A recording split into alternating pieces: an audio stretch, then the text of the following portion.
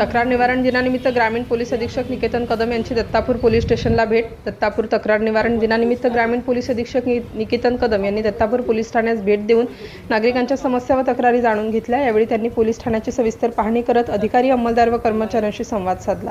तसेच कायदा व सुव्यवस्था अधिक प्रभावीपणे राखण्यासाठी आवश्यक सूचना व मार्गदर्शन केलं.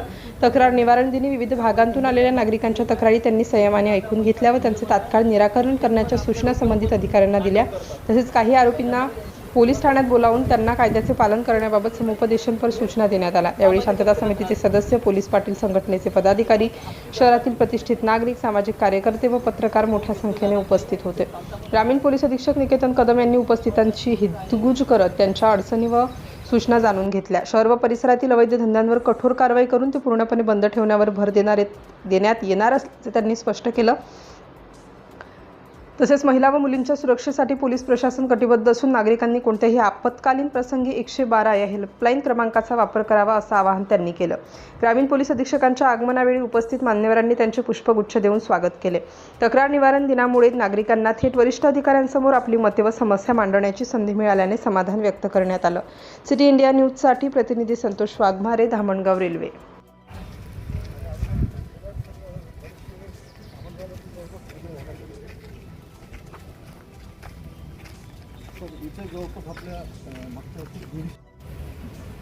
याचा तुम्ही काहीतरी बंदोबस्त लावा. आम्ही माग केलं होतं, पुढाकार घेतला होता, पण ते काही जमलं नाही, कारण प्रत्येक घरात नाही झालं. बस एवढीच मागणी माहिती के लिए आप किस तरीके से उनको बाध्य कर सकते हैं, उनको पत्र द्वारा, उनके जो भी आपके गृह मंत्रालय द्वारा यहाँ के लोगों के, आम नागरिकों की समस्या रहती है. आवाज तो काफी, पोल्यूशन तो काफी चलता है. यहाँ पर जितने भी डीजे हैं उनको परमिशन लेकर के ही डीजे चलाने के लिए आप बातें करेंगे, ऐसा मैं इस माध्यम से एक निवेदन करना चाहूंगा. ज्यादा लंबा बात. नवीन नंबर काय आहे पोलिसांचा? 112 नंबर आहे. आधी 100 नंबर होता, आता 112 झालेला आहे. डायल 112 याची मी खासियत तुम्हाला सांगतो. डायल 112 हा कम्प्लिटली टेक्नॉलॉजी ओरिएंटेड सिस्टम आहे. याच्यामध्ये तुम्ही जर कॉल केला तर आमच्या सिस्टममध्ये तुमचं लोकेशन दिसतं आणि तुमच्या जवळ आमची कुठली गाडी आहे 112ची ती आम्हाला सिस्टममध्ये दिसते. त्याच्यामुळे सर्वात जवळच्या गाडीला आम्ही तुमचा कॉल देतो, म्हणजे लवकरात लवकर ती पोहोचेल. आपला अमरावती जिल्हा इतका मोठा जिल्हा आहे भौगोलिक दृष्ट्या, तरी देखील आपल्या पूर्ण जिल्ह्याचं मिळून 10 मिनिट आहे फक्त रिस्पॉन्स टाइम. म्हणजे 112ला एखाद्याने कॉल केला असेल तर 10 मिनिटाच्या आत आपली गाडी तिथे पोहोचते मदत करण्यासाठी.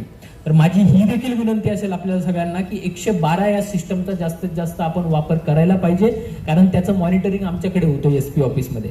की ऍक्च्युली कॉल आला, किती वेळात त्या कॉलला रिस्पॉन्ड देण्यात आलं, त्याच्यामध्ये काय ऍक्शन घेण्यात आली. तर ही जास्तीत जास्त वापर आपण सर्वांनी करायला पाहिजे. दुसरी गोष्ट त्याच्यामध्ये अशी आहे की याचा गैरवापर कोणी करू नका. काही असतात आगाऊ, काहीतरी चुकीचे कॉल करतात, परंतु कॉल करतायत म्हणजे आमच्याकडे तुमचा नंबर येतोय, आमची गाडी तिथे येऊन बघते. जर तशी परिस्थिती नसेल, काही घटना नसेल तर त्याच्यात गुन्हा पण दाखल करतो मग आम्ही विनाकारण कॉल करणाऱ्यांना.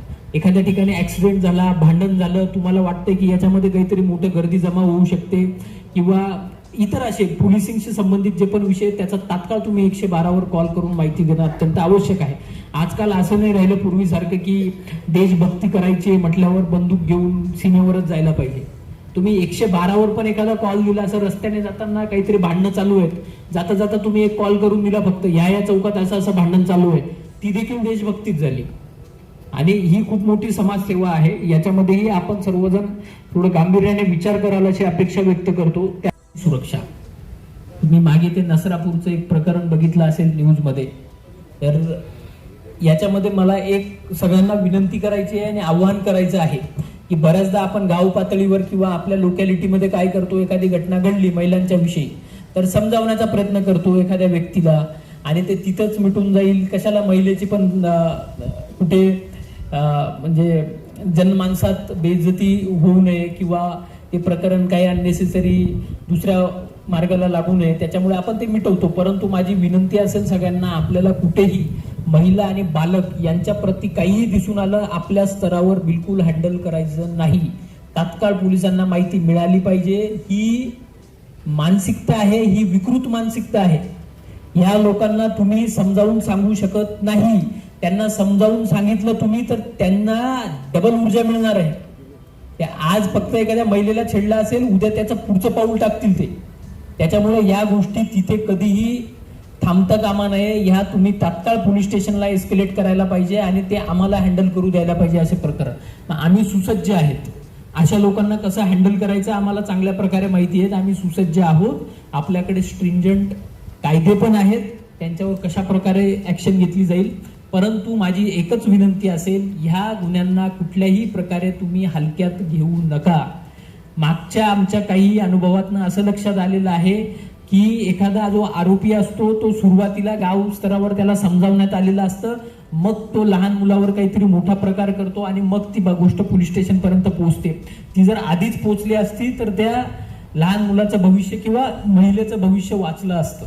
त्यामुळे माझी ही विनंती असेल, महिला आणि बालकांच्या बाबतीत आपण अत्यंत संवेदनशील असायला पाहिजे आणि तात्काळ पोलीस स्टेशनला माहिती दिली पाहिजे.